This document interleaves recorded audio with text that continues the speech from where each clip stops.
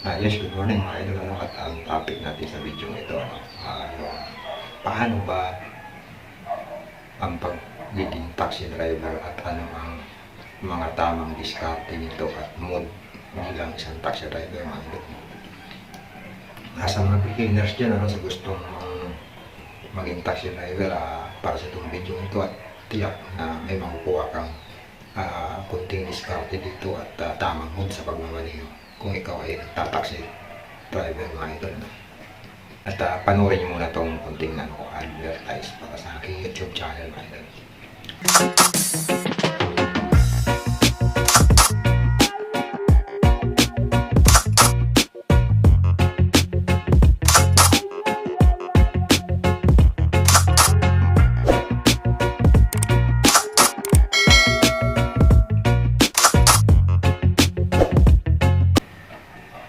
At ito na nga mga idol, nandito na tayo.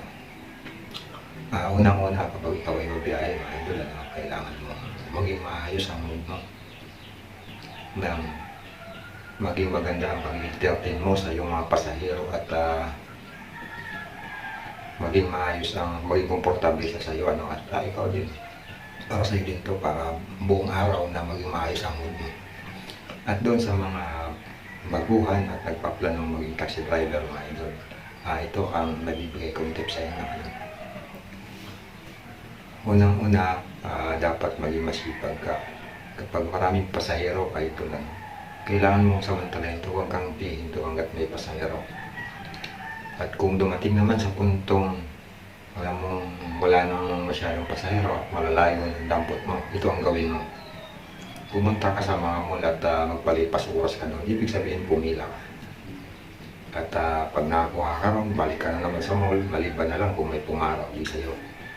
Pag nagtuloy-tuloy ang paro sa'yo, huwag kang pipila. Dire-diretso ka lang, huwag mong sasayangin ang pagkatatabang pasahero. No? At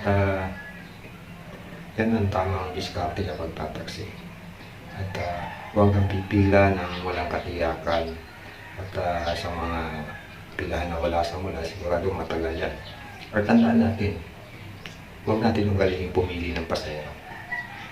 Dahil kapag ikaw ay patuloy na kumukuha ng pasahero kahit saan pa man yan, maliban na lang siguro kung out of town ay medyo alanganin ka ron, nasa pag-uusap niya kung anong favor sa pasahero at sa iyo. Kailangan hindi maagrabyado si pasahero at siyempre ikaw din.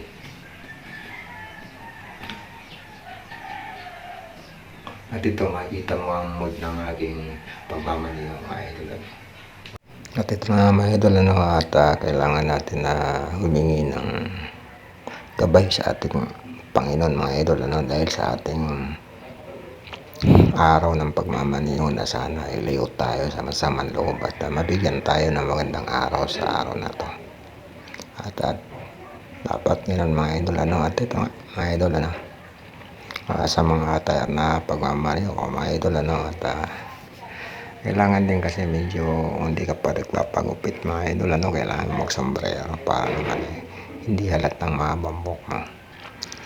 Maging kaaya-aya din sa pasahero kahit na kulubot na tayo mga idol, pero feeling pa yan mga idol. Panlabas na nyo lang ang tumatanda mga idol. Pero yung isip mga idol, batang-bata yan. Kaya lang mga idol, kailangan mo lang talaga magtyaga sa pag-iikot para makita ka. At ito nga medyo mahaba na yung tinakbo ko, at kailangan ko na maghanap ng mapagpalipasan ng oras sa pilahan mga idol. Pero para sa akin, pinakamagandang pilahan pagka ganitong medyo tanghali na. Sa mall siguro mga idol, dahil sa mga tao sa lugar na yun, at hindi masyadong magtagal. At ito nga mga idol, nililibang ko habang nasa kalsada ang aking sarili. Pa-video-video, ganyan mga idol, para naman kahit paano yung hina ng pasahero medyo maibsan para malibang ako dito. Ito. pasilip-silip sa mga bawat kantong madadaanan. At kailangan ko talagang magtiis sa ganito dahil kapag ikaw ay tinamad at bumalan ka sa gilid na walang katiyakan, magiging kawawa ka gawa ng yung boundary, kailangan mong bayaran yun dahil inilabas mo na yung taxi sa garahe, obligasyon mo na siyang boundary yan. Maliban na lang kung ito ay magkaroon ng sira at magkakaroon ka ng dahilan o ano pa man, pero bago naman yun sa ilalabas, kailangan mo nang i-check yan. Pero hindi talaga maiwasan na tawag nito na nasisira sa kalsada kahit na pag-check mo ay okay, pagdating naman sa kalsada nasira. At kailangan nga pala ito, inaantok na nga ako dahil sa matumal, medyo tumumal, pero naghahanap talaga ako ng mapilaan. At yan mga idol, ang actual na pagmamaniho ko ng taxi mga idol, at sana may makapulot kayo dyan na maayos na model na idol, Wala pa man siyang pasero, pero dapat maging kalmado lang tayo. Tayo ang magpapadala sa stress dahil hindi siya nakakatulong sa ating mood. At lagi natin tatandaan, dapat kapag tayo ay nasa kalsada, dapat tayo maging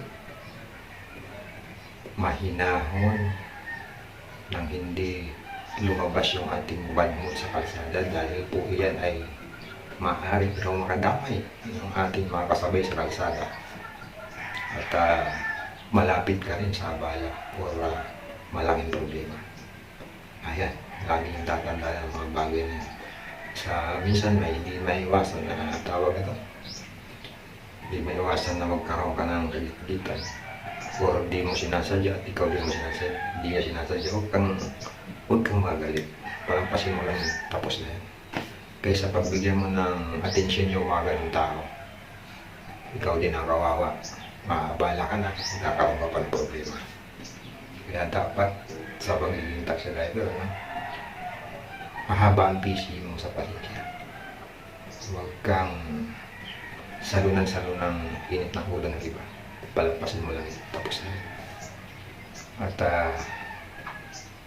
sa mga nagpaplano dyan, lagi niyo tatandaan lahat ng aking sinasabi. At sana makatulong ang video ito sa mga nagpaplanong maging taxi rider. At maraming salamat sa nagtapos ng video ito. God bless all. Thank you.